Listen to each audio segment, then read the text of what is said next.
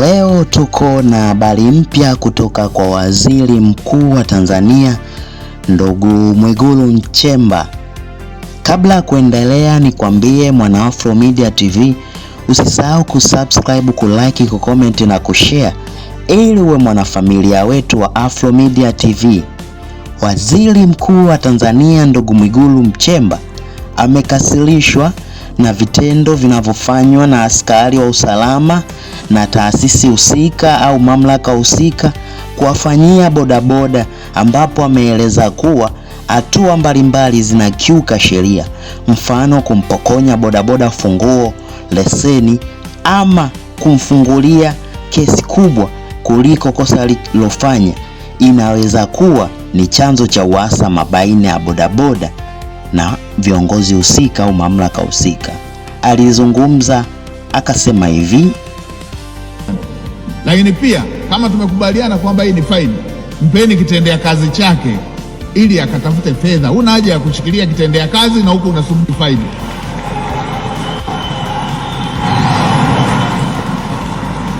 Wala mambo haya tusifanye ni ya ugomvi.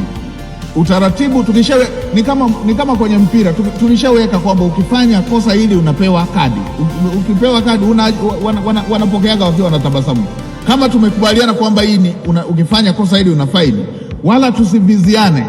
Mpeni kitendea kazi chake, iwe baiskeli, iwe mkokoteni, iwe bajaji, mpeni akafanyie kazi, awaletee faini.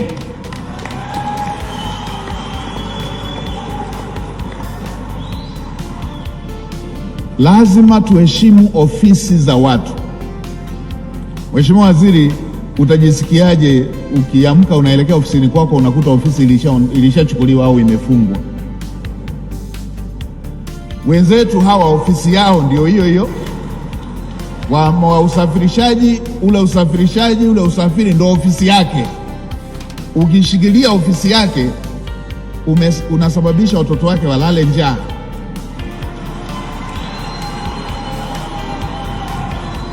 Unasababisha afukuzwe kwenye nyumba aliyopanga. Unasababisha asitibu mgonjwa ambaye anahitaji msaada wake wa matibabu. Anaweza akawa mke wake anahitaji kujifungua. Unasababisha kosa fedha hiyo. Kwa hiyo haya mambo yana mapana na marefu kuliko pale unapoona wewe pale unapofanya uamuzi. Tunaona kauli hii ama tamko hili liliinua shangwe kubwa sana kwa wahudhuriaji wa mkutano huo kipindi tamko linatolewa, wengi wao wakiwa dereva bajaji na bodaboda. Imeonekana kwamba ni kama ukombozi kwao na kilio chao kimesikika serikalini. Tupe maoni yako mwana Afro Media TV, unazungumzia vipi kuhusu uchapaji kazi mahiri wa ndugu Mwigulu Nchemba, waziri mkuu wa Tanzania? Wengi wanasema kwamba mzimu wa Magufuli umerudi tena.